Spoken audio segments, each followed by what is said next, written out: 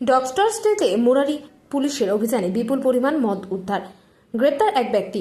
Doctors day উপলক্ষে গত 1 জুলাই গভীর রাতে গোপন সূত্রে খবর পেয়ে তথ্যের ভিত্তিতে মুরারি থানার পুলিশ অভিযান চালিয়ে বিপুল পরিমাণ বেআইনি মদ উদ্ধার করেছে। পুলিশ সূত্রে জানা যায়, মুরারি থানার একটি দল রাজগ্রাম পূর্ব বাজার সংলগ্ন বিষ্ণু কুমার ডকতের বাড়িতে হানা দেয়। অভিযানে মোট 512টি মদের বোতল উদ্ধার করা হয়। এর মধ্যে বিভিন্ন ব্র্যান্ডের 282 লিটার বিদেশি মদ এবং 13 লিটার চোলাই মদ রয়েছে। সব মিলিয়ে প্রায় 295টি মদ বাজেয়াপ্ত করেছে পুলিশ। ঘটনায় বাড়ির মালিক তথা মদের বিক্রেতা বিষ্ণু কুমার ভগতকে এদিন গ্রেপ্তার করা হয়েছে। পুলিশের পক্ষ থেকে জানানো হয়েছে, জাতীয়